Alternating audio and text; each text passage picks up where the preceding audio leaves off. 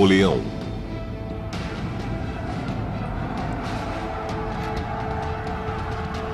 Conquistou mais territórios que Alexandre o Grande.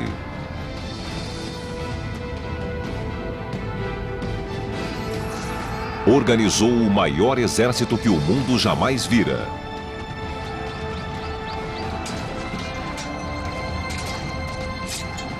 Destruiu seus inimigos e tornou-se o maior de todos os conquistadores.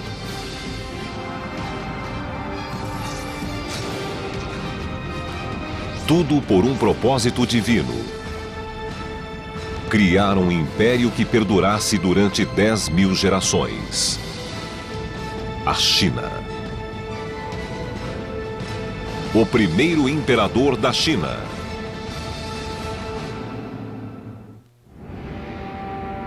– 240 a.C., Império Romano. –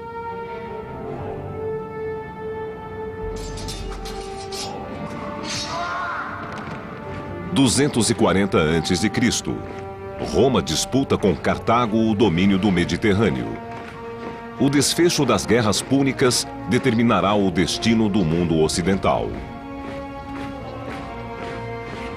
Do outro lado do mundo, em um lugar que o Ocidente só descobriria um milênio depois, uma guerra ainda mais épica estava sendo travada.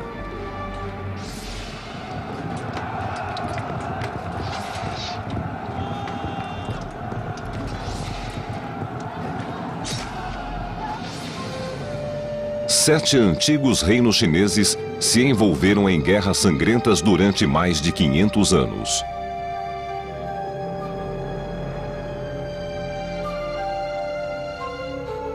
Era o chamado período dos estados guerreiros.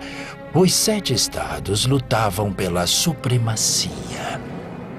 Os mais poderosos eram Han, Zhou e Qin. –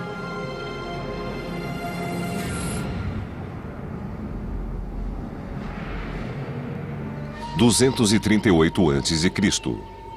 Na capital Xian'an, Qin Huang governava o reino de Qin. Sua juventude o diferenciava de outros governantes.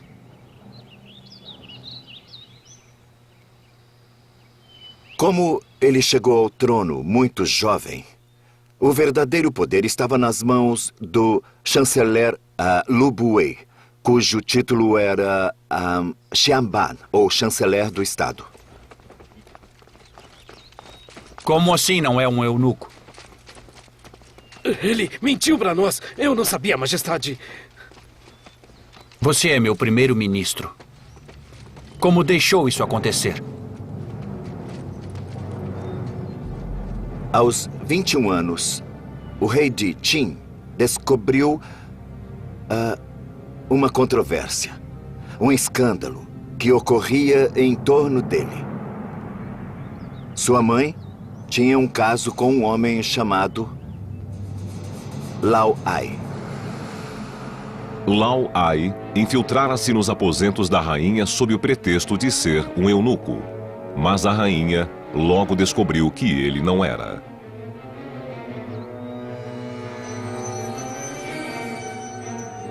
Lao Ai tinha um desempenho fantástico. A rainha-mãe o adorava. De suas relações sexuais, pelo menos 2 filhos nasceram. Ele vai pagar por isso! Lao Ai era ambicioso. Ele queria se livrar de Qin Huang e tornar rei um dos seus próprios filhos. O jovem rei não toleraria correr esse risco.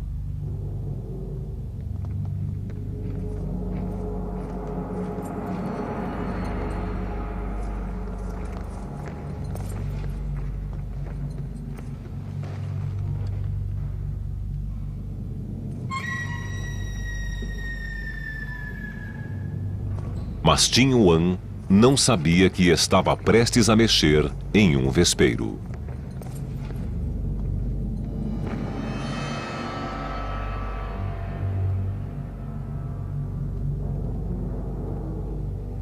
Mãe, você desonrou a mim, aos nossos ancestrais e ao reino de Qin. Agora, testemunhará a punição de Lao Wai. Mas o jovem rei ainda não sabia que sua mãe e seu mais próximo conselheiro faziam parte de uma conspiração.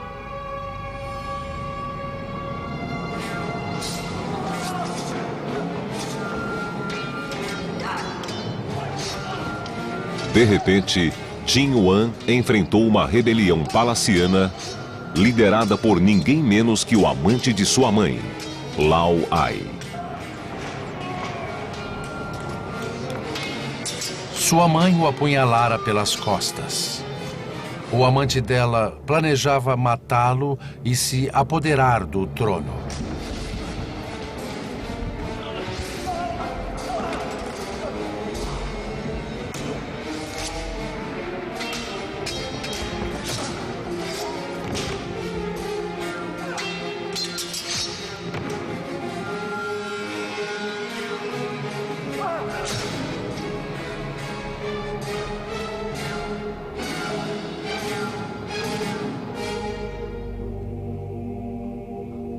Esse foi o momento decisivo, em que ele decidiu que destruiria todos os seus inimigos, que unificaria a China e que se tornaria imperador de todo o universo.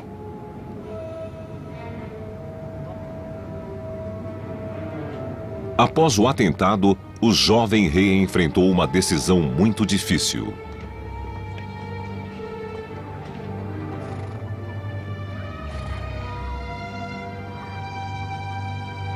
Então, mãe, você fez a sua escolha. Por você e por mim. A rainha ainda era mãe dele. Afinal, foi por isso que ele não a matou, e sim a enviou para o exílio.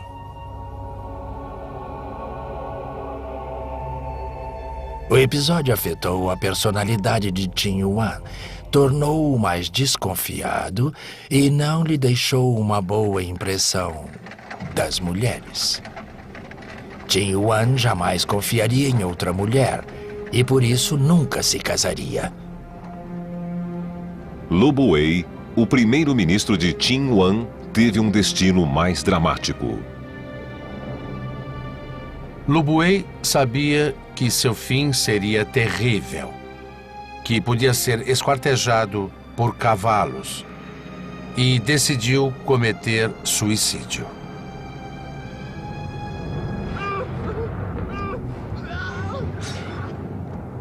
Os rebeldes que participaram da revolta foram logo punidos, inclusive o líder Lao Wai. Qin Yuan matou Lao Wai e puniu todos que se envolveram na rebelião, até mesmo os 2 filhos que Lao Wai tivera com a rainha-mãe foram executados.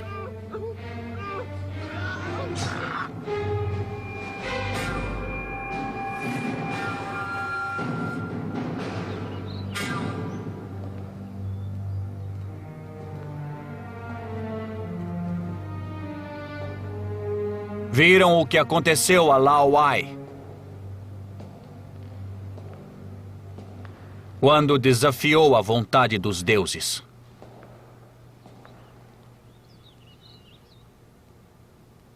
Qualquer um que se opuser ao meu poder terá a mesma sina de Lao Wai.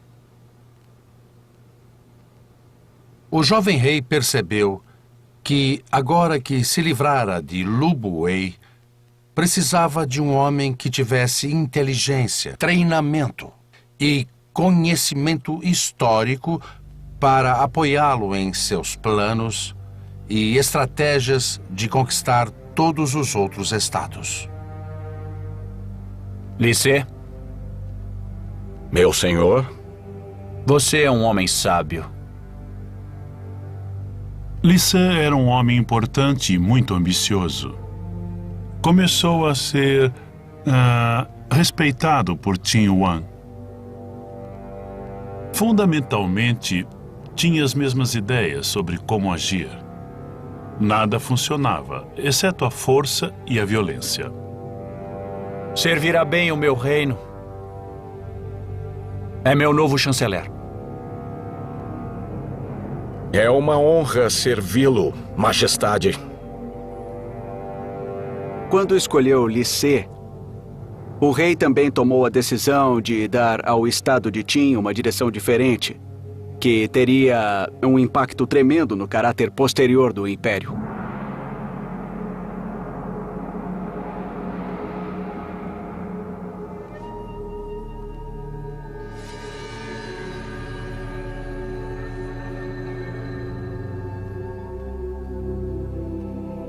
Esta lâmina une o passado ao presente, assim como aproxima o céu e a terra. Com esta arma dos meus ancestrais, criarei um império unido. Ele parecia prever que não só unificaria a China, mas o faria de um modo sem precedentes. Ele via a si mesmo como o único ponto de encontro entre os assuntos do céu e os assuntos da terra. Chanceler, durante 500 anos, meus ancestrais tentaram vencer nossos inimigos e não conseguiram.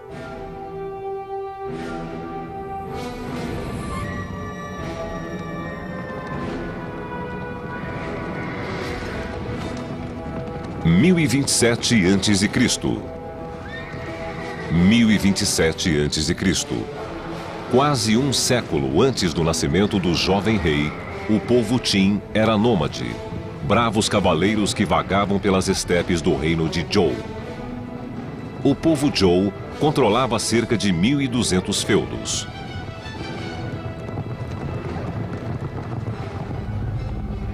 A palavra deles era a lei.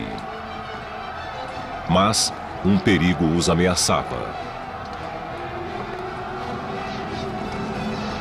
Nômades vindos do norte, ancestrais dos hunos e mongóis, invadiam o território.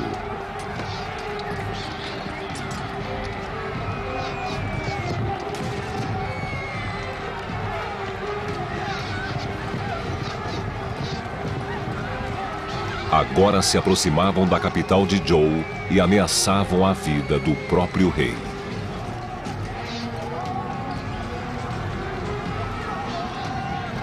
Quando foi atacado por uma coalizão de tribos nômades, o rei de Zhou viu-se obrigado a fugir.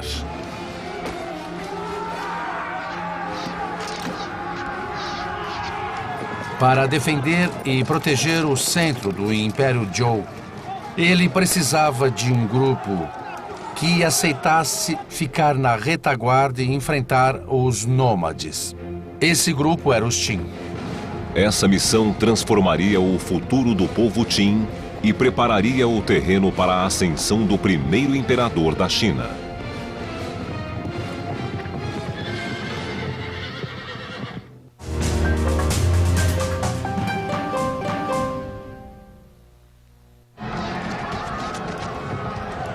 (770 a.C.)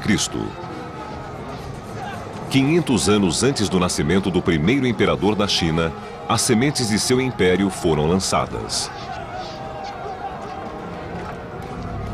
A capital do reino de Zhou era atacada por nômades e o rei corria o risco de ser capturado.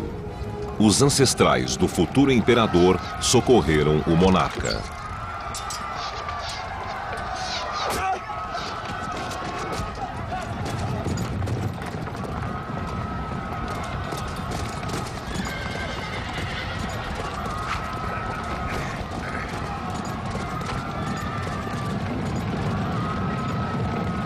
O duque de Qin era leal ao rei de Zhou. Ele ajudou o rei de Zhou a escapar desses ataques e auxiliou o rei e seus seguidores a mudar a capital para leste. O povo Qin conseguiu deter a invasão bárbara. Assim, os bravos guerreiros garantiram a permanência do reino de Zhou.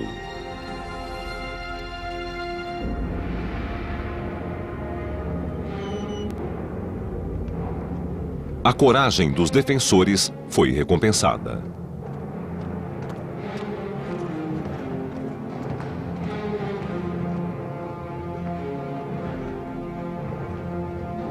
Como agradecimento à ajuda e dedicação do povo Qin, o rei de Zhou transformou seu governante em um senhor feudal.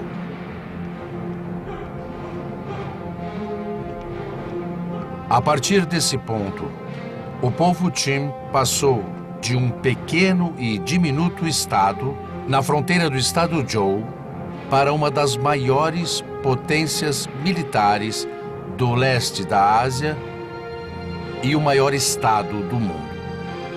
Nascia o estado de Qin. –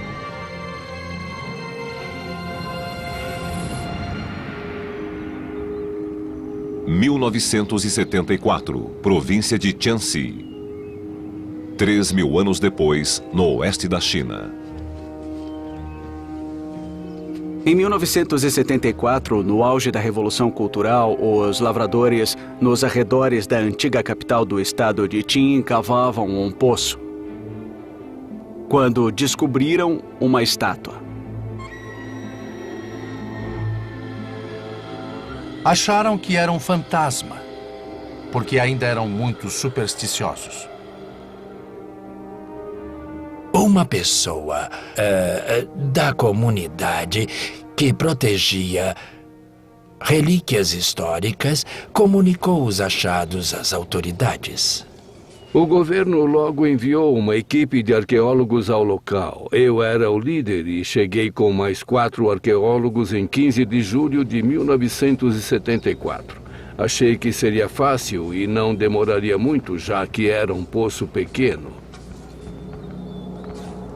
Logo encontramos as bordas leste e sul, mas não conseguimos encontrar as outras. Ficamos preocupados e confusos. Éramos arqueólogos havia décadas e nunca tínhamos visto nada sem bordas.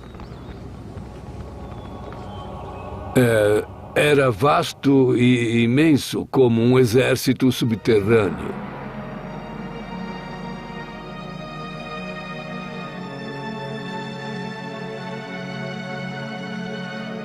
Eles descobriram milhares de soldados feitos de terracota em tamanho natural.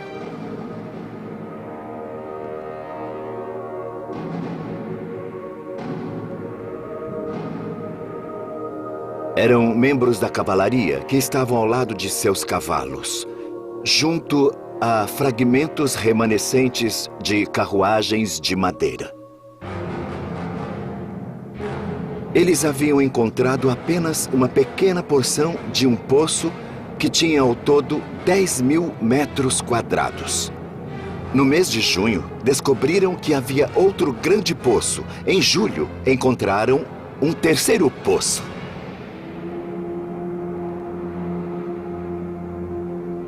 Aos poucos, tornou-se claro que haviam descoberto algo realmente monumental. Uma das maiores descobertas arqueológicas de todos os tempos.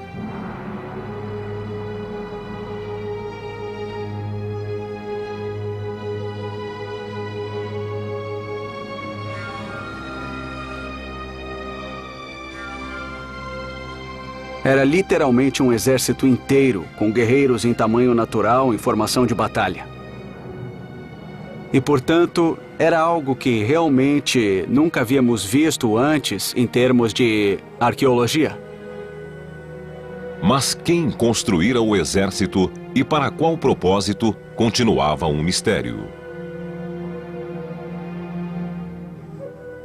No começo, não sabíamos o que havíamos encontrado. Ignorávamos a quem os guerreiros e os cavalos de terracota pertenciam. Durante as escavações, os arqueólogos descobriram armas de bronze, pontas de lanças e machados de batalha.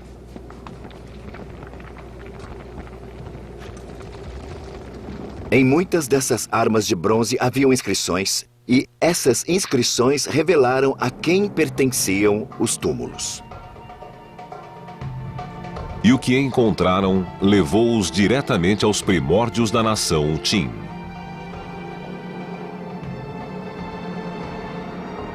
Nas inscrições constava o nome de Lubuei, o primeiro-ministro, e as datas do reinado do primeiro imperador. Então, eles perceberam que o sítio só podia fazer parte do conjunto da tumba do primeiro imperador, o rei de Qin. –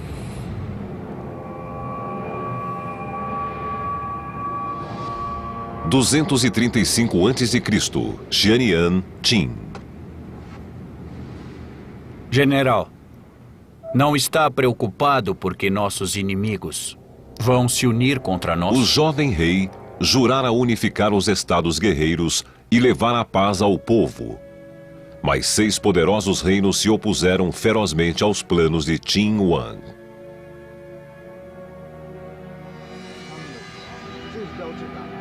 Ele sabia que se não destruísse os outros estados, estes destruiriam o estado de Qin. Então, nesse ponto da história, era todos contra todos e apenas um estado sobreviveria. Mas o jovem rei e seu chanceler Li Se confiavam que venceriam, assim como os líderes militares de Qin. Majestade, os outros estados não irão se unir contra nós. Sequer irão tentar. Eu confio no seu julgamento. Vá, pode ir.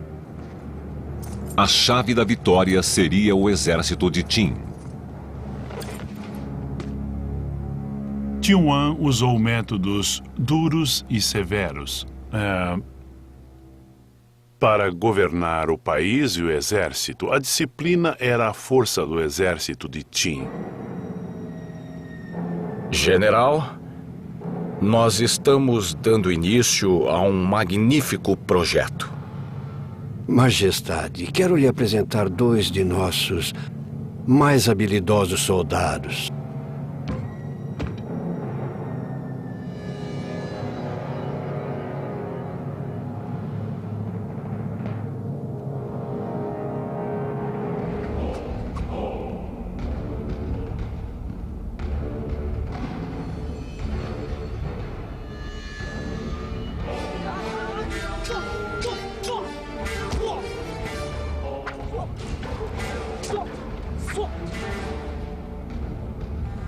A sociedade Qin baseava-se em um tipo de disciplina militar comparável à dos espartanos na história grega.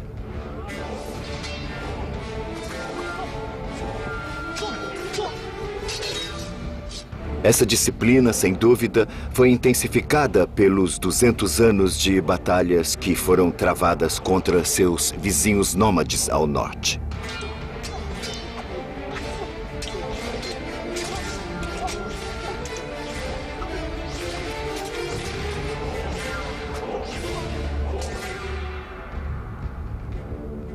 O exército precisa ser mais poderoso do que nunca. Os 6 reinos inimigos se fortalecem a cada dia. E também desejam poder sobre tudo sob o céu.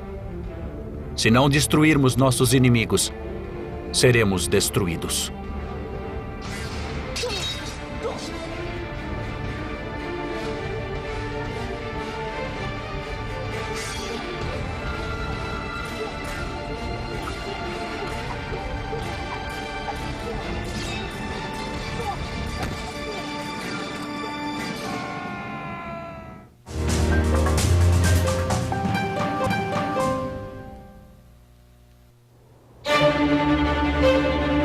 Século III a.C.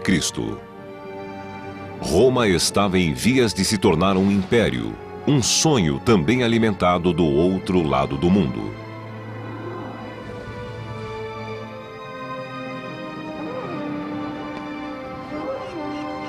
235 a.C., Xiannian, Qin.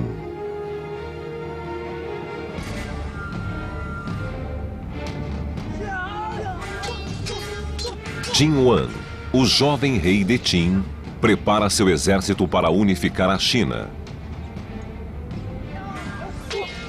Observa dois de seus guerreiros mais habilidosos, pois sabe que seu sonho depende de homens como eles.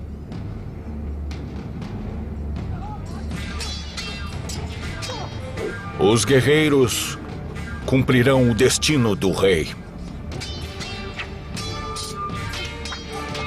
Os generais de Qin Huang reuniam um grande exército para enfrentar os 6 estados inimigos.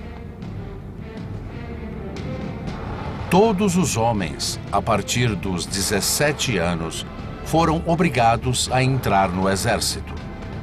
Um soldado era basicamente um homem nascido e criado para lutar no exército.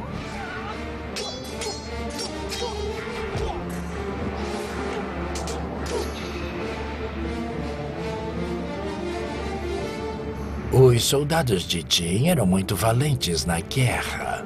Viveram no oeste, entre os bárbaros. E as características desses povos nômades haviam exercido grande influência sobre eles. Tornaram-se bons lutadores, muito fortes.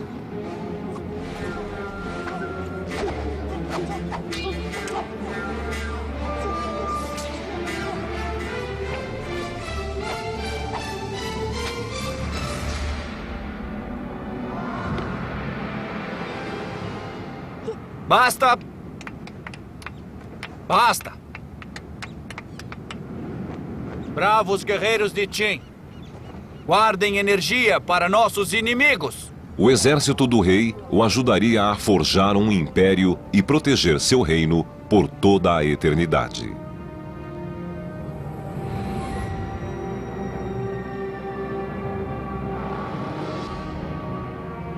2008, Lintong, China. Mais de 2000 anos depois, os soldados de Qin ainda montam guarda, misteriosamente, silenciosamente. Mas eles começam a falar aos arqueólogos modernos.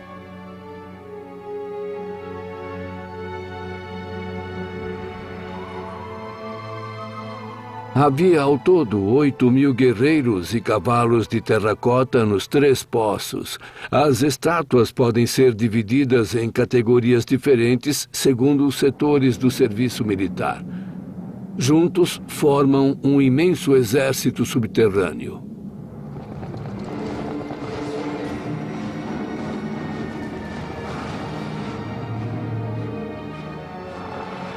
A descoberta do exército de terracota naturalmente foi de grande importância para o nosso entendimento do exército militar de Qin. Pessoalmente, acredito que representa as melhores seções da máquina militar chinesa. Aprendemos muito sobre o tamanho do exército de Qin, como ele se formou, as formações militares, como o exército era equipado, que tipo de armadura usavam e que tipo de arma empregavam.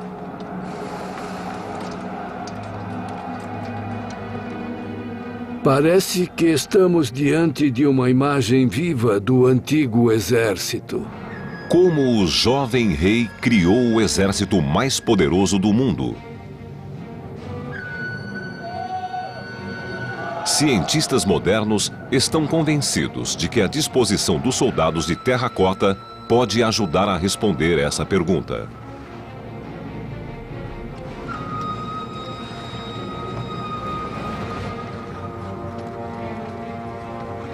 O exército de terracota sugere que, durante as batalhas, os generais Qin usavam grandes carros de guerra que eram acompanhados por soldados de infantaria, tanto na frente como atrás dos carros de guerra.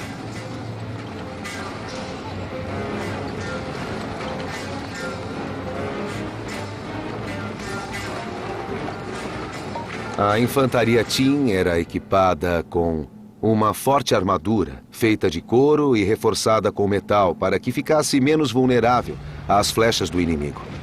Era muito resistente.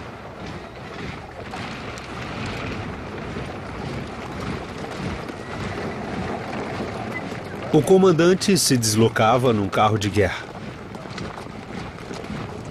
Esses carros eram postos de comando móveis. Para o comandante, era um modo prático e confortável de se mover rapidamente pelo terreno para estudar sua situação.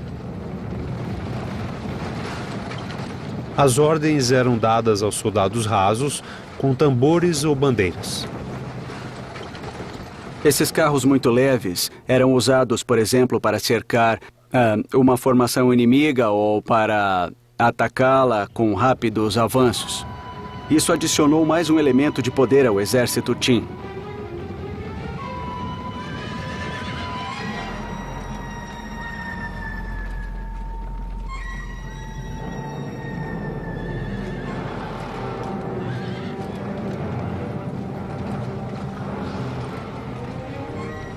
No segundo poço, os arqueólogos encontraram cavalos e seus cavaleiros. O povo Qin havia sido nômade e lutado contra nômades durante séculos. Então, pela primeira vez, víamos como esses cavaleiros eram. Usavam chapéus leves e eram usados em várias técnicas, como interromper a rota de abastecimento do inimigo. Além disso, eram usados como batedores e para atacar a retaguarda do inimigo. Esses cavaleiros aumentaram imensamente o poder de ataque do exército de Qin, enquanto combatia os inimigos nas planícies centrais.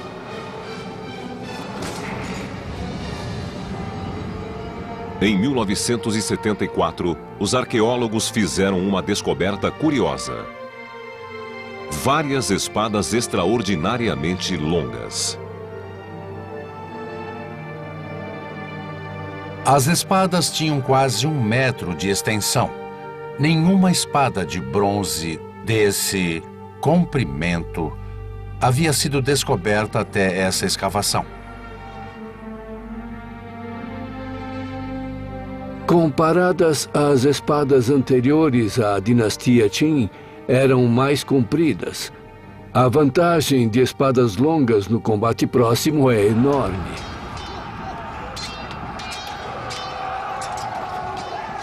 Quando lutava com o inimigo, o soldado Qin conseguia mantê-lo à distância para que não fosse atingido. E então, com um simples golpe de espada, eliminava o inimigo.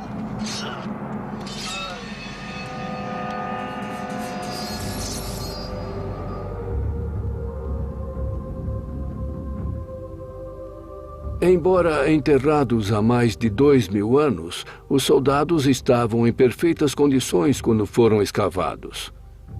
A pergunta era por que não haviam enferrujado depois de tanto tempo. Descobrimos que a composição deles era 80% cobre e 20% estanho. Essa liga os fortaleceu. E eles cobriram as espadas com um material brilhante que evita a ferrugem.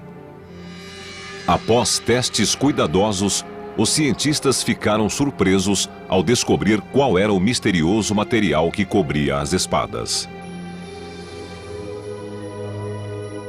Parece que os antigos metalúrgicos da dinastia Qin descobriram um modo de soldar cromo no bronze. Uma tecnologia que ainda estaria longe de ser inventada. Os mestres artesãos tinham à sua disposição conhecimentos e técnicas que os ocidentais só alcançariam, no mínimo, 2.000 anos depois. Pensava-se que o cromo fora inventado na Alemanha em 1937 e patenteado nos Estados Unidos na década de 50. No entanto, há mais de 2000 anos, a dinastia Qin já utilizava essa técnica.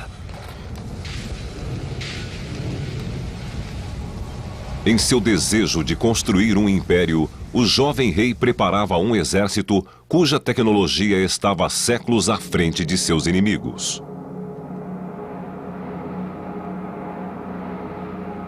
Nos poços do exército de terracota, os arqueólogos encontraram mais de 40.000 pontas de flechas de bronze que foram submetidas a muitos testes. Eles recolheram amostras e analisaram a liga metálica.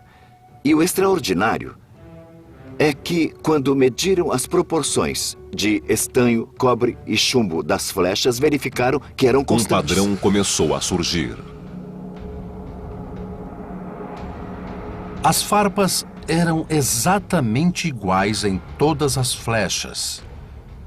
E o peso era o mesmo. As flechas eram produzidas em massa e padronizadas.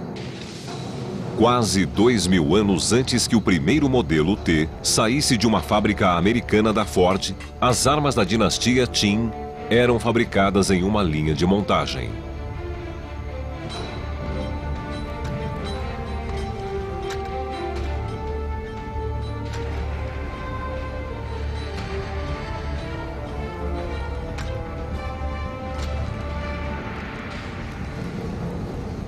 Então, a dinastia Qin era essencialmente um antigo complexo militar industrial.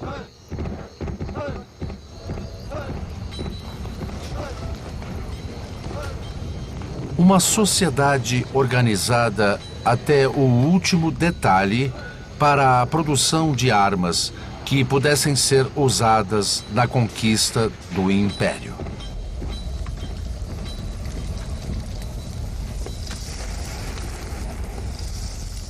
As armas tinham uma natureza distinta, baseada em um imenso complexo de fábricas que empregavam avançadas tecnologias para criar esse exército, que era completamente invencível comparado aos dos outros estados. Então, os arqueólogos fizeram outra descoberta espantosa, para a qual não encontraram uma explicação fácil.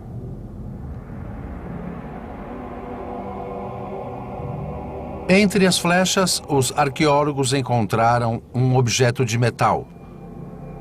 Um objeto que se movia. Esse artefato de metal foi essencial para o esforço de unificação e um verdadeiro avanço em tecnologia militar. Um mecanismo revolucionário do qual o futuro império do jovem rei dependeria.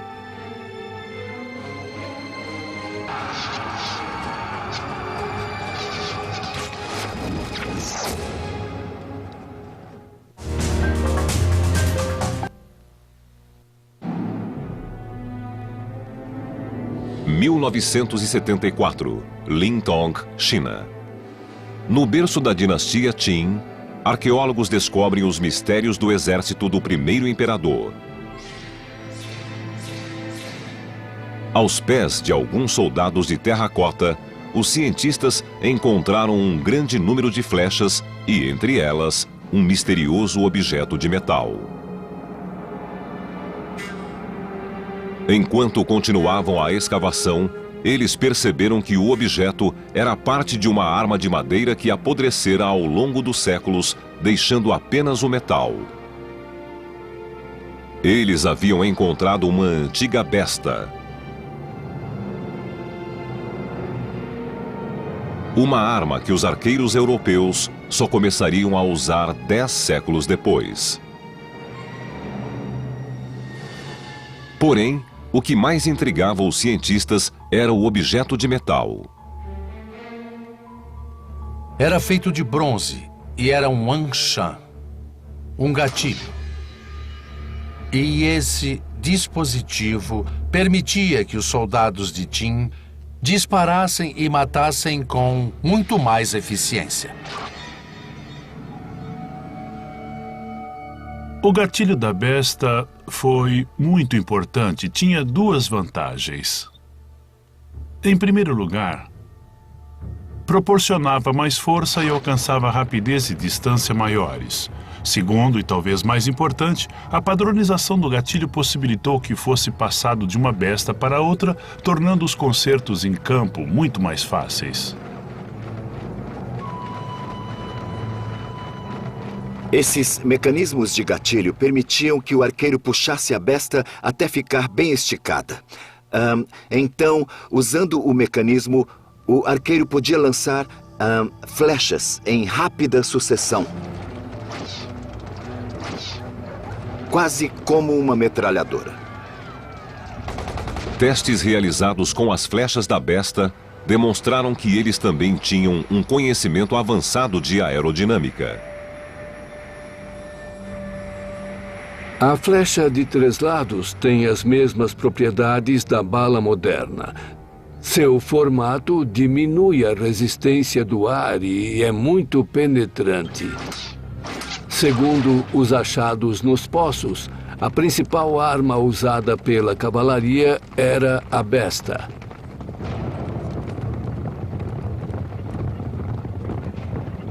Essas flechas tinham um raio de alcance de 300 metros. E podiam ser usadas com eficácia para matar o inimigo a uma distância de cerca de 150 metros.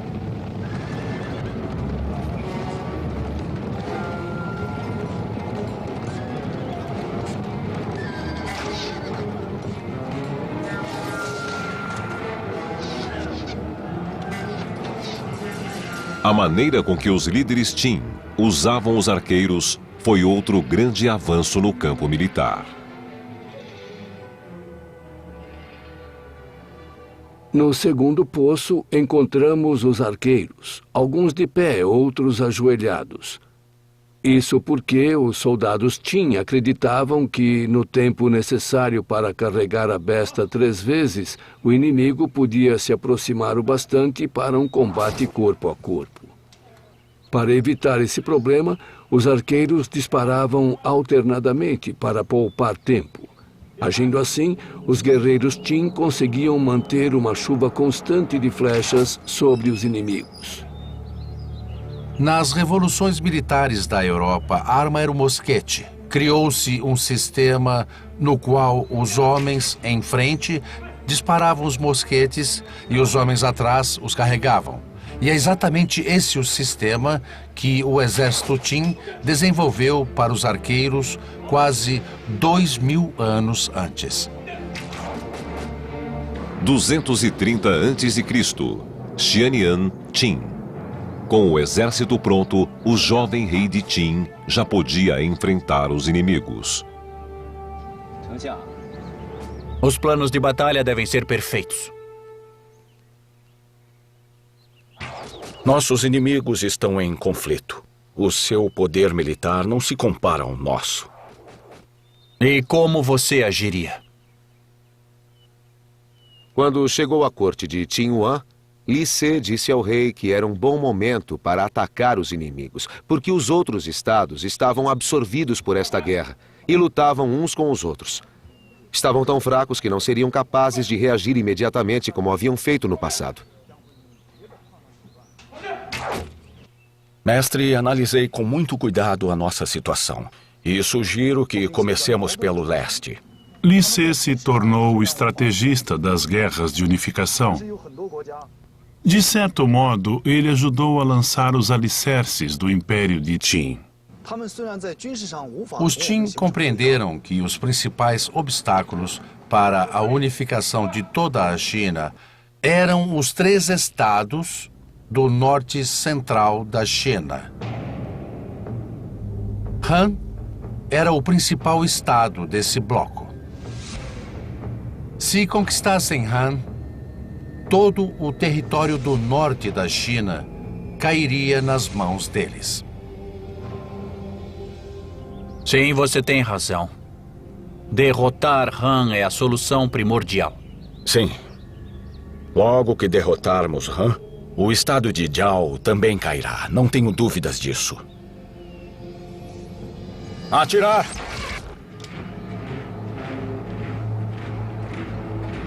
O exército estava pronto. O reino de Qin estava prestes a atacar. No mundo antigo, nenhum outro reino, no Mediterrâneo, no Oriente Próximo ou no subcontinente sul-asiático, tinha ainda reunido um exército tão colossal assim. O rei de Qin arriscaria tudo para levar seu exército a uma guerra definitiva.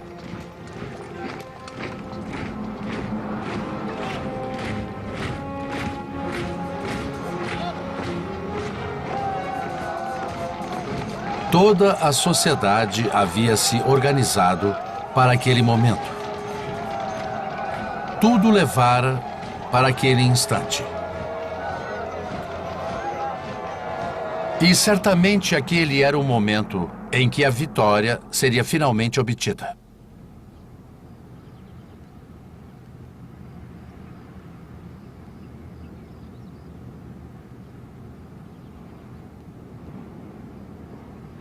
Saibam que é a vontade dos céus e de todos os nossos ancestrais que este exército se unifique sob a liderança dos deuses! Viva o rei! Viva o rei! Viva o rei! Viva o rei! Viva o rei! Viva o rei! Viva o rei! Viva o rei! Viva o rei! Viva o rei! Viva o rei! Viva o rei! Viva o rei! Viva o rei! Viva o rei! Viva o rei! Viva o rei! Viva o rei! Viva o rei!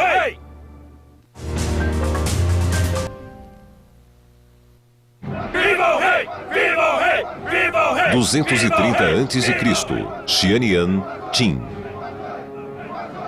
230 a.C., o rei de Qin, um dos 7 poderosos reinos da China, prepara-se para forjar um império. Ele perseguia uma única meta: unir o céu e a terra em um império eterno.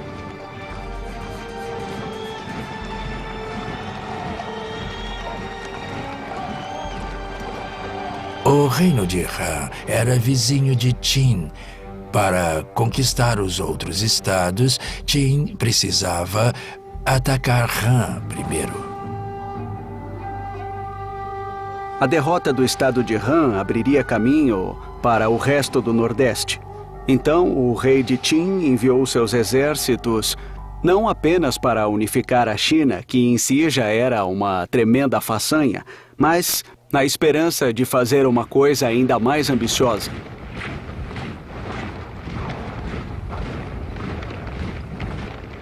O estado de Qin enviava exércitos para criar algo sem precedentes, para fundar um império como jamais existira antes. Então, essa era uma das batalhas cruciais que ele tinha de vencer. 230 a.C., fronteira de Han.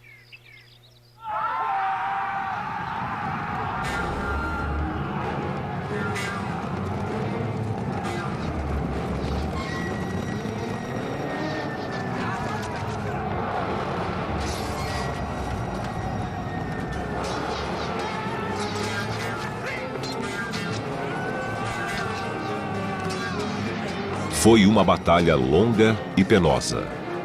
Durante quase um ano, os exércitos de Qin e Han se degladiaram.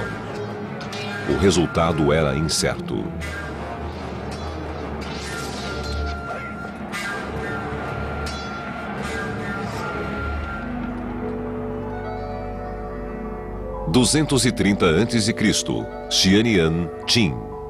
Na capital, o jovem rei aguardava ansiosamente o desfecho da guerra. Qin Wan apostara todo o seu reino naquela investida. Não foi uma guerra nada fácil, porque os inimigos eram muito fortes e também motivados. Seria difícil conquistá-los. A batalha prosseguiu durante todo o verão de 230 a.C. Milhares de soldados de ambos os exércitos pereceram no campo de batalha.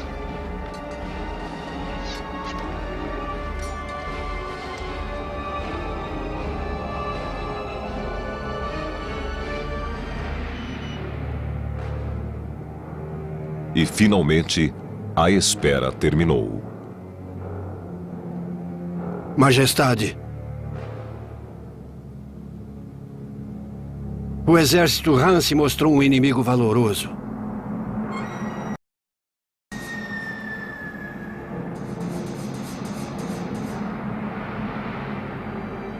Nós sofremos muitas baixas.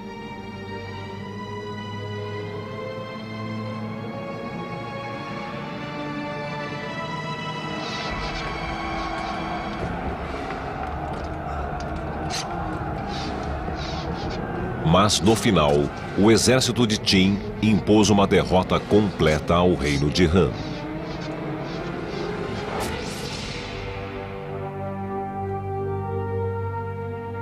Senhores, os bravos soldados de Qin provaram sua força. O futuro do reino e do império dependerá deles. Chanceler? Majestade. General, acabamos de dar o primeiro passo.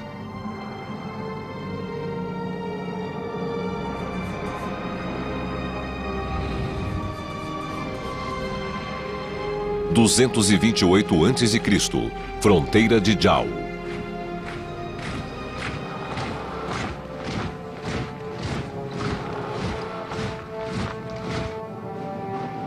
Chegou a hora da vingança! Vamos vingar nosso rei Qin Wan! 3 anos após o início da campanha de unificação, o rei de Qin atacou o estado de Zhao. Para Qin Wan, essa guerra tinha um sentido especial.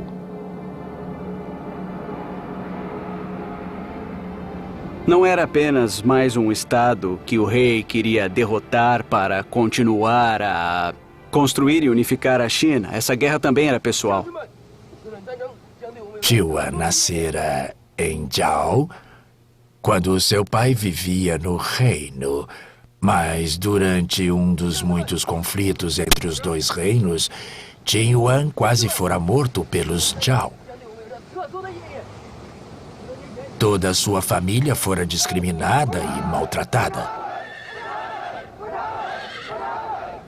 Então, como vingança, o rei de Qin não permitiria que o reino de Zhao continuasse a existir.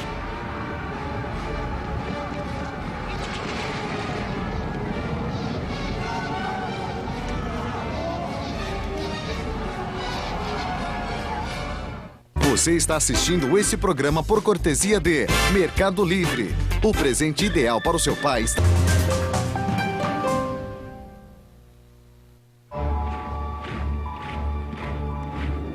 Fronteira de Zhao. 228 a.C.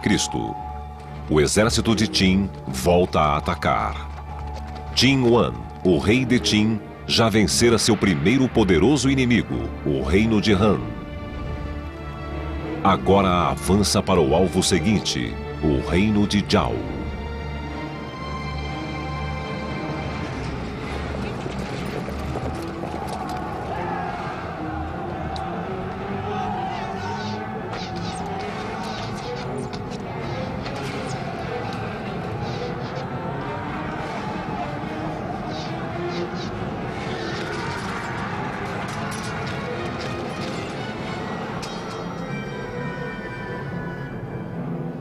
Quando, em 228 a.C., Qin Wan atacou o reino de Zhao com determinação, ele ainda devia ter muito em mente o modo como haviam sido tratados o seu pai, a sua mãe e até mesmo ele próprio quando criança.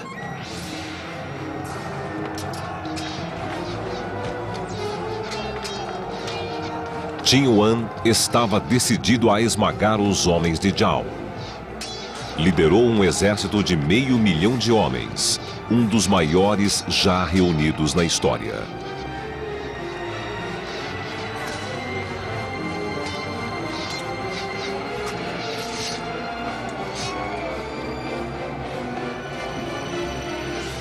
Faça um raciocínio comigo. Se eram de 400.000 a 600.000 homens, então todo o país estava militarizado. Isso é indiscutível.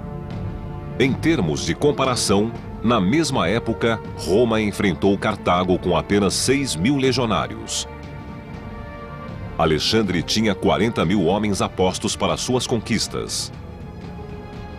E no auge de seu poder, Napoleão podia reunir no máximo 100.000 homens. Pode ser que esse número tenha sido um pouco exagerado. Nós não sabemos se incluía apenas soldados de combate ou se também englobava o pessoal de apoio. Mas assim mesmo, comparado ao resto do mundo, o exército de Qin era imenso. Batalhões enormes entraram em campo. Foi algo grandioso. Mas uma pergunta crucial persistia. Como Qin Wang conseguiu reunir um exército tão grande? Graças à arqueologia, nós podemos, pelo menos, começar a responder essa pergunta.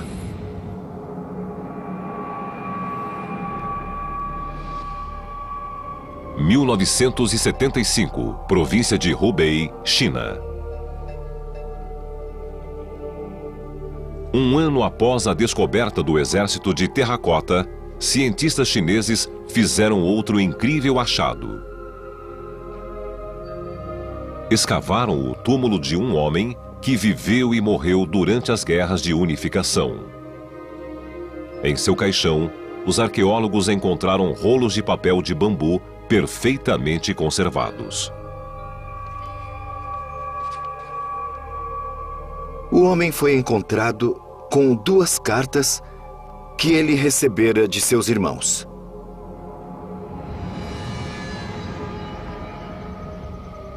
Seus irmãos lutavam no exército. São documentos notáveis, pois lançam luz sobre como realmente era a vida no exército de Qin.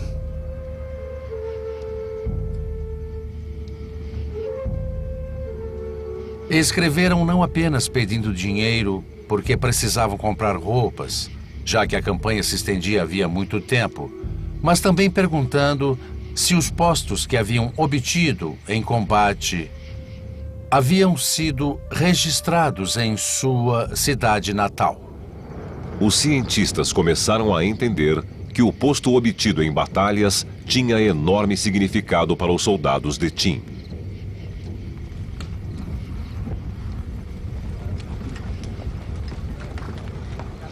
Os soldados de Qin não temiam a morte, e todos que sobreviviam a batalhas eram recompensados com terras e promoções. Todos que perdiam eram punidos.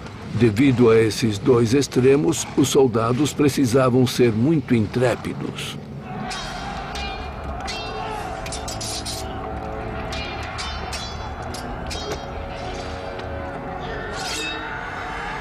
Esses inventivos tornaram os soldados de Qin cruéis e corajosos, como o provaram na batalha contra o reino de Zhao. Os soldados tinham um bom motivo para lutar e também para vencer. O exército de Qin possuía um sistema de recompensas muito especial. Quanto mais cabeças cortassem e entregassem ao rei, mais promoções eles recebiam. O sistema de recompensas levava os soldados a correr riscos sempre maiores, mesmo sob fogo inimigo.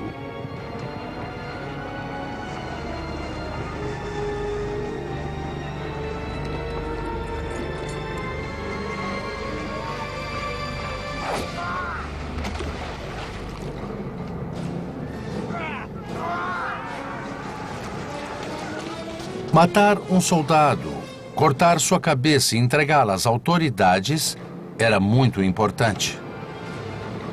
Não! Por favor, não me mate! Não me mate, não! Não! Por favor, não me mate!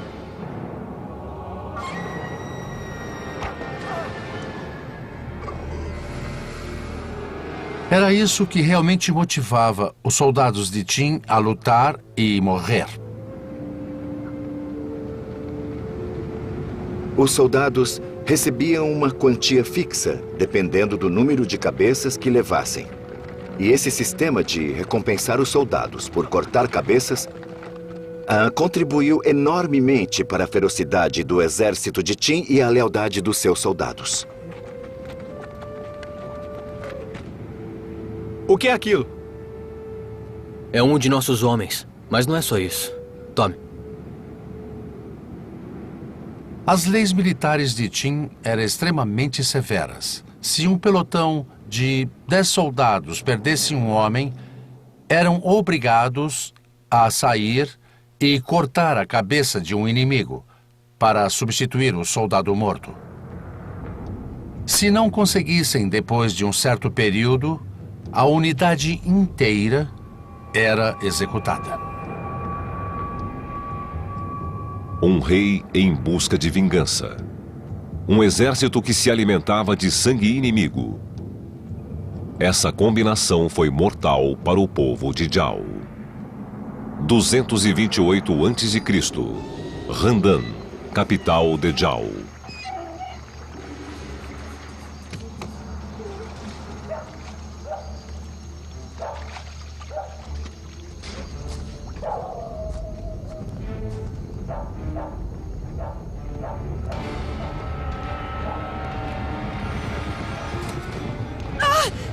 Eles estão chegando! Corram! Ah! Ah! Ah!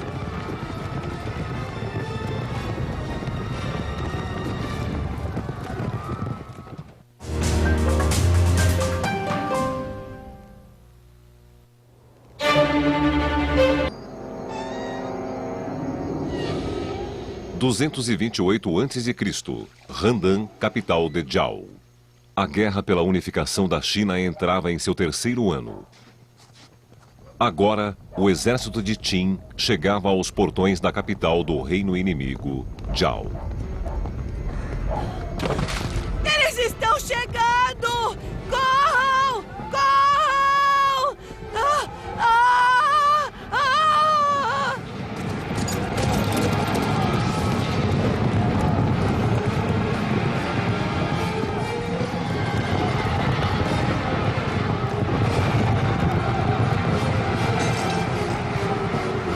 Foi um ataque impiedoso. Boa parte da capital foi devastada sob o comando direto de Qin Wan, o jovem rei de Qin.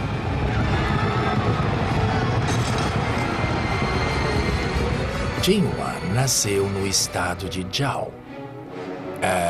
Seu pai foi um refém enviado pelo reino de Qin para assegurar as boas relações, mas o povo Zhao tratou mal Qin Wan e sua família, e o jovem rei nunca esqueceu disso. A capital de Zhao fora arrasada pelo exército de Qin. Os civis não foram protegidos nem dos próprios soldados.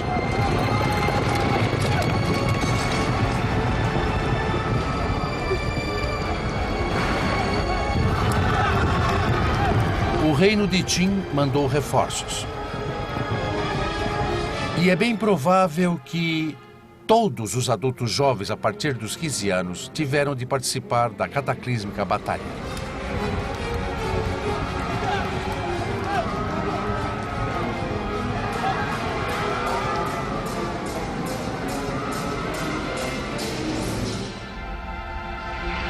Zhao não conseguiu resistir por muito tempo.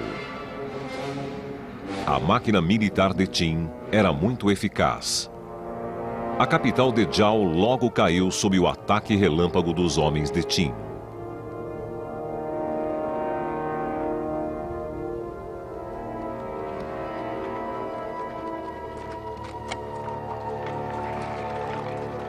Qin Wan decidiu que conquistar o estado de Zhao não bastava. Queria garantir que aqueles que o haviam maltratado quando criança pagassem pelo que tinham feito. Com a capital de Zhao em ruínas, o próprio Qin Wan visitou a cidade vencida. Mas seu propósito não era celebrar a vitória. Majestade, o reino de Zhao lhe pertence. Ótimo. Agora eles vão sentir o poder de Qin. Senhor, é fato que o reino de Jiao já foi derrotado pelo nosso exército, mas isso não é o fim. Batalhas mais difíceis ainda nos aguardam. Talvez. Mas podem esperar uma noite. Qin Wan decidiu que iria pessoalmente punir aqueles que em Jiao o haviam maltratado.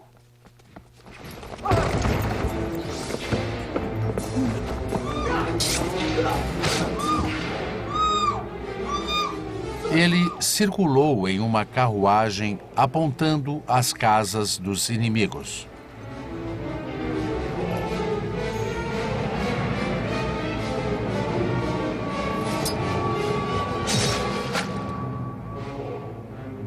E os mandou executar de maneira bem desagradável.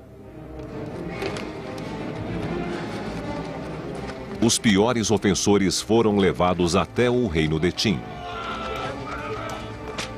e esquartejados por cavalos.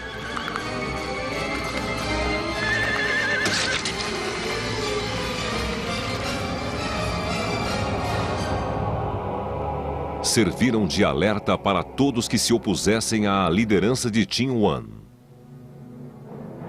Em 225 a.C., o mapa da China já mudara bastante comparado a como era antes de Qin Wan iniciar a Guerra de Unificação. Em apenas 6 anos, o rei de Qin havia conquistado quase todos os seus perigosos inimigos, mas ainda faltava o poderoso reino de Chu. Chu era um estado muito grande e poderoso, tanto que o exército de Qin temia que o reino de Chu o vencesse e se apresentasse como o unificador da China.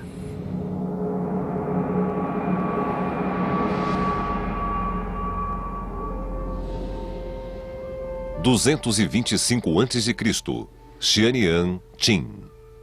Até então, Qin Wan conseguira eliminar seus inimigos um a um. O reino de Han.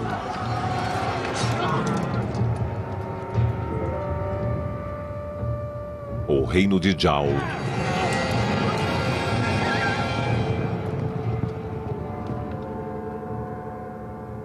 Mas em Chu, o desafio seria muito maior. O estado de Chu, pelo seu tamanho, sua riqueza, sua habilidade militar, mostrou-se o maior desafio para Qin Wan. Os Chu eram obstinados. Tinham um ditado antigo que dizia apenas um reino podia vencer o povo de Qin, e esse reino era o de Chu. E esse ditado não ficaria muito longe da verdade.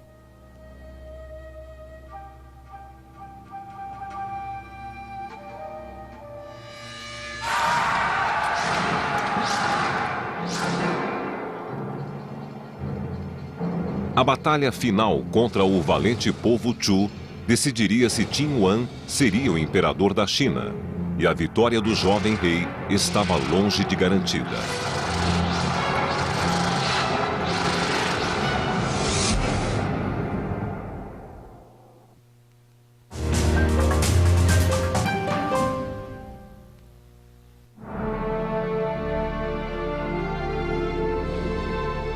Em 225 a.C., Xianyan, capital de Qin. Qin Wan, o jovem rei de Qin, estava a um passo de criar o primeiro império da China. Mas ainda restava o poderoso reino de Chu. Seria uma batalha decisiva.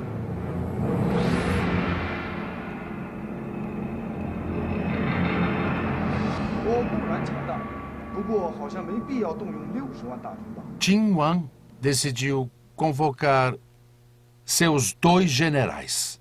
O velho Wang Jian, que o ajudara a derrotar alguns dos estados, e um jovem audacioso chamado Li Xin. Li Xin era jovem, seguro e muito ambicioso. Qin Wan lhe perguntou quantos soldados seriam necessários para conquistar Chu. Li Xin pensou, é a minha chance. Eu vou sugerir 200.000 homens, só isso. Sou mais inteligente, um estrategista melhor que esse velho general. Nossos homens destruíram todos os inimigos e farão o mesmo com os Chu. Não há como nos vencerem, Majestade. Pode ser. Qin Wan perguntou a Wang Jian e ele disse que era preciso no mínimo 600.000 homens para derrotar Chu. Os Chu lutarão para defender sua pátria, suas mulheres e seus filhos. E tem um exército que se equipara ao nosso. Com apenas 200.000 homens? Isso é impossível.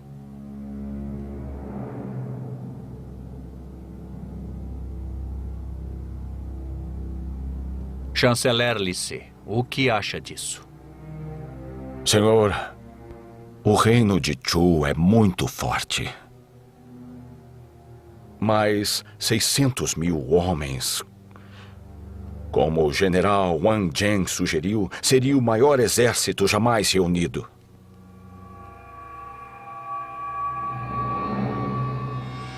Generais,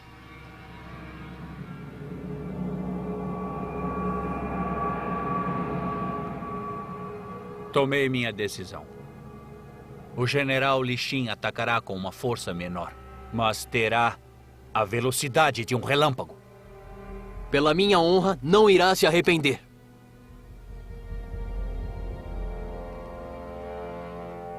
Jian Yuan achou que Wang Jian estava muito velho com menos espírito de combate. 200.000 homens deveriam ser suficientes. Ele mandou Li Xin atacar o reino de Chu só com 200.000.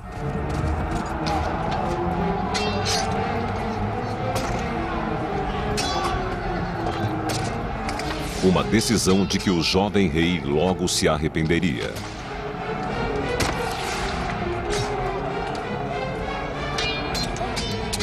Apesar de algumas vitórias anteriores contra os Chu, os Qin foram completamente derrotados.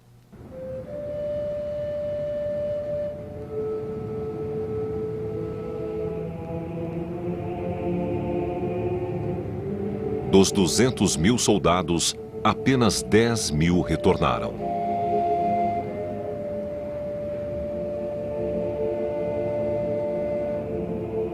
Quando recebeu a notícia, Jian Wan ficou transtornado. O que deveria fazer? Wang Jian, o general velho e sábio, já se aposentara e vivia na província de Shanxi.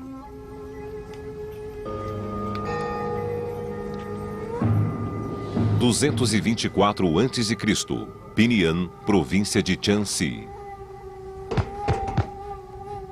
No final, o rei de Qin teve de realmente se dobrar e enviar suas desculpas ao Wang Jian para que, assim, este voltasse à batalha.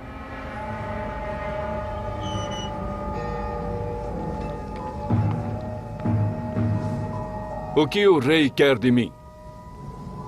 Sua Majestade pede sua presença no palácio. Deve ter sido muito difícil para Qin Wan reconhecer que havia errado. Virtualmente todas as campanhas que ele havia promovido desde que assumira o poder após a rebelião de Lao Ai haviam sido vitoriosas.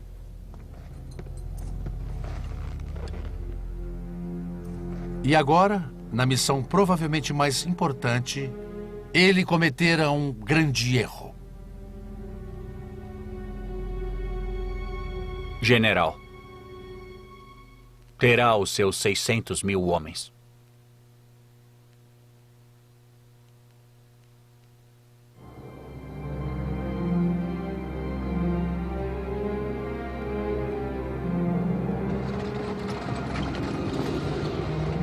224 a.C., fronteira de Chu. Quando chegou aos quartéis perto da fronteira de Chu, Wang Jie não deslocou o exército durante vários meses. Boatos começaram a circular de que Yuan não ousaria atacar os Chu. Chu era um estado grande e sofisticado. Chu talvez tenha sido o adversário mais sofisticado que Qin enfrentou. O rei precisava reunir um imenso exército. E por algum tempo, realmente pareceu que o general Wang Jian não conseguiria vencer.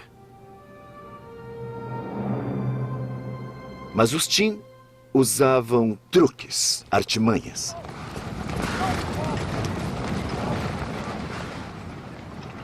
Na verdade, Wang Jian treinava o exército em segredo.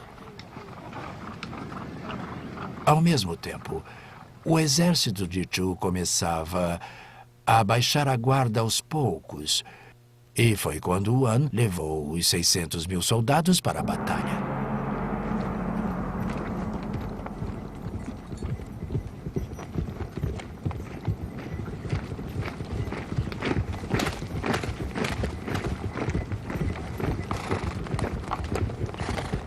Um ano após o desastroso ataque a Chu, o general Wang Jian reuniria o maior exército que jamais existira.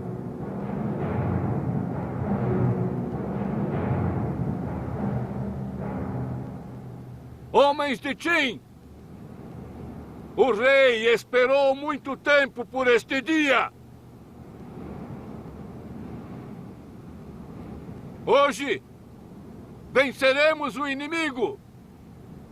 É a vontade dos deuses. É a vontade de Qin Yuan!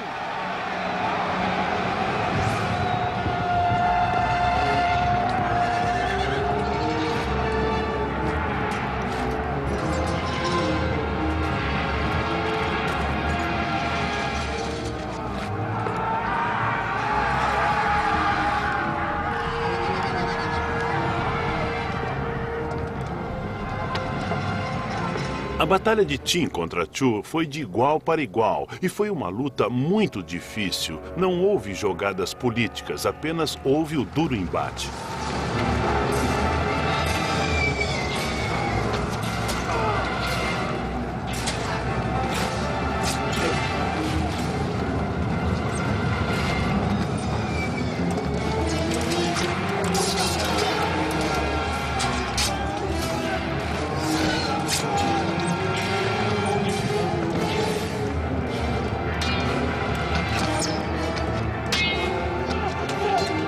Não foi fácil para o exército de Qin aniquilar o de Chu.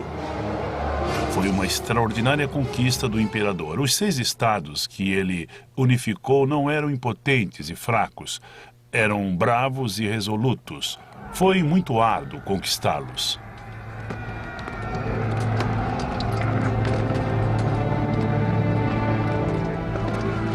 Os exércitos travaram uma feroz e sangrenta batalha durante dias. No final dessa luta de vida e morte, o exército de Chu finalmente foi massacrado.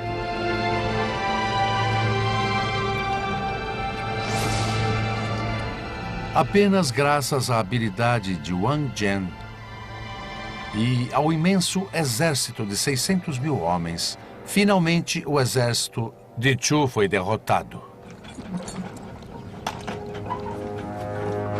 O rei pôde incorporar o estado de Chu, seu território, sua riqueza e seus homens, ao estado de Qin.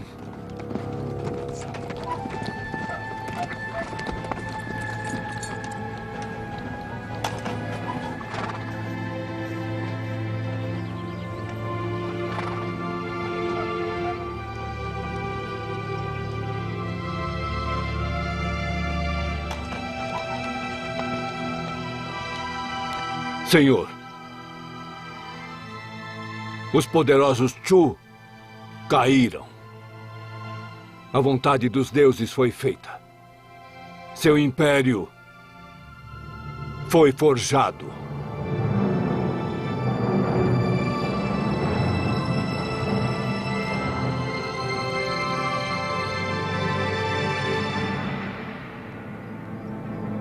Apenas 9 anos após o começo da campanha para unificar a China, Qin Yuan vencera seu último grande oponente. Restavam apenas os reinos de Qin e Yan. Imediatamente, o estado de Yan enviou um emissário para se render a Qin. O emissário levou ao rei símbolos da rendição. E um grande símbolo da rendição eram os mapas estratégicos do reino. Mapas esses que lhe dariam acesso ao estado.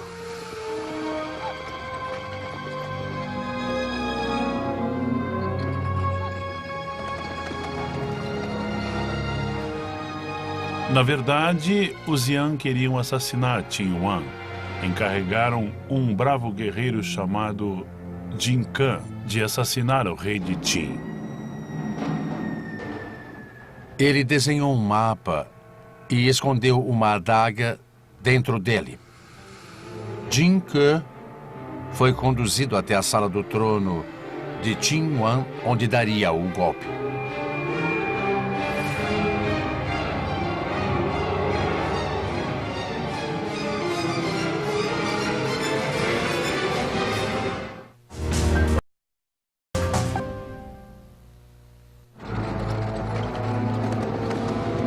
Em 223 a.C., Xianyan Qin.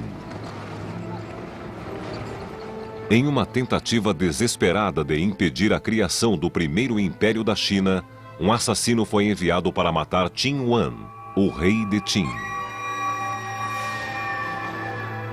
O rei certamente tinha uma arma, mas se era uma dessas longas espadas Qin, teria sido de difícil manuseio. E o assassino estava armado com um punhal. Jin Ke estava tão decidido a matar o rei que pegou um punhal e investiu com tamanha força que a lâmina penetrou uma coluna de pedra.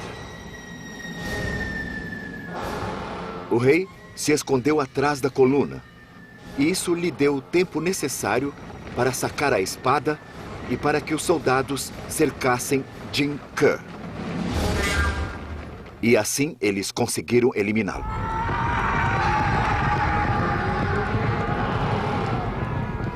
Furioso com o atentado, Qin Yuan ordenou que seu exército destruísse o reino de Yan. Um mês depois, o reino fora derrotado. Todos os estados guerreiros haviam sido conquistados por Qin Yuan, fora o pequeno estado de Qi. Como o estado de Qi poderia resistir ao poder de Qin? Era impossível. Qi se rendeu. E então a China foi unificada. Em 10 anos, Qin Yuan unira todo o subcontinente pelos 2000 anos seguintes. Mas a que custo? Nas batalhas, os soldados de Qin mataram centenas de milhares de homens. Muitos dizem que nas guerras de unificação, mais de 1.200.000 homens morreram.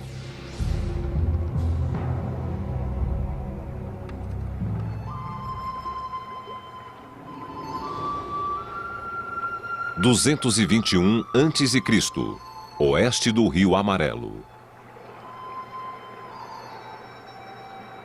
Finalmente, Qin Yuan era o senhor de tudo sob os céus. Fora uma longa jornada. Ele vencera o terror e a traição.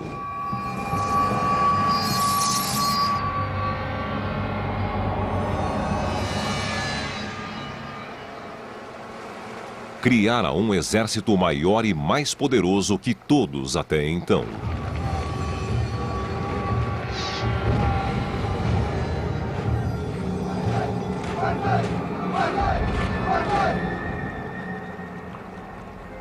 Derrotara os mais valorosos inimigos.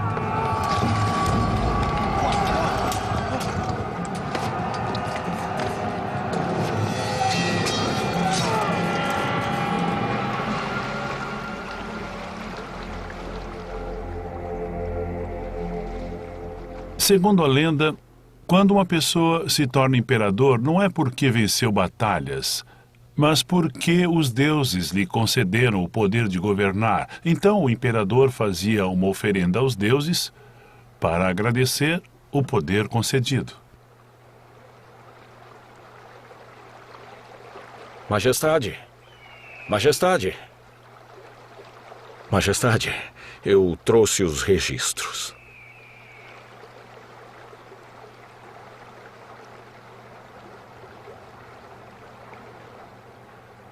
Mas lembre-se, senhor, que criar um novo mundo pode ser muito mais fácil que governá-lo.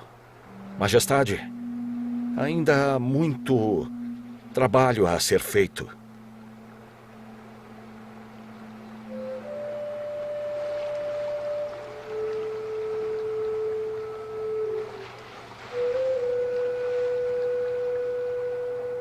Após a unificação, ele decidiu fazer uma oferenda ao Rio Deus. E um dos motivos para isso é que ele achava que seu poder era um elemento da água e acreditava que o Rio Deus o havia ajudado a criar um império.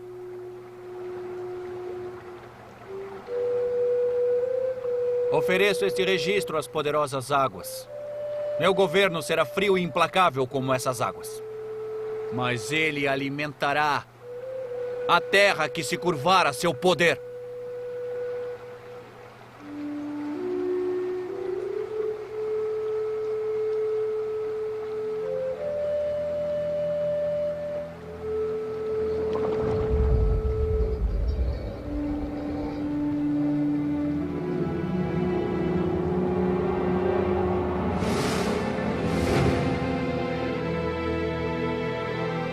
Depois de unificar tudo sob os céus, Qin Yuan se proclamou um deus entre os homens. – 221 a.C., Xianyan, Qin.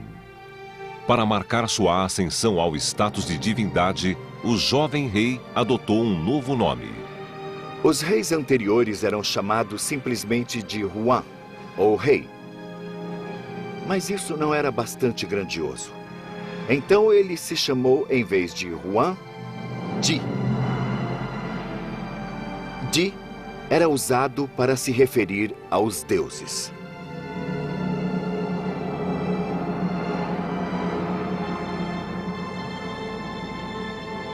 Ele se denominava um Deus vivo, um governante divino. Mas nem sequer isso bastava para ele. Ele precisava ser o Deus Supremo. Então ele se chamou não só de Di, mas de Huan Di, o Deus Augusto mais venerado.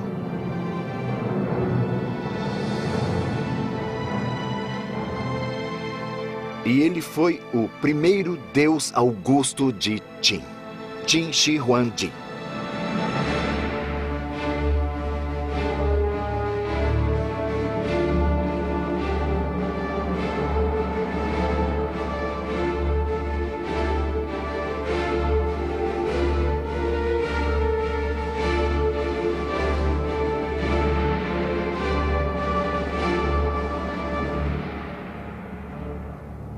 Qin Yuan finalmente conquistara o que 6 gerações de reis Qin haviam tentado antes dele, unificar o império.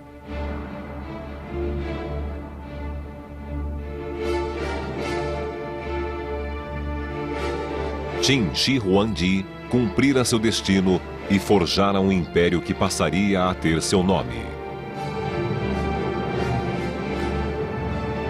a China. Tudo sob o céu se unificou. É o final e um novo começo.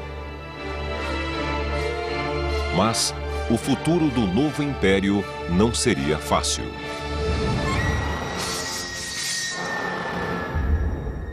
Não haveria paz para Qin Shi Huangdi. A traição e a perfídia seriam suas companheiras constantes. A história de seu reinado seria escrita em sangue. É a história da China.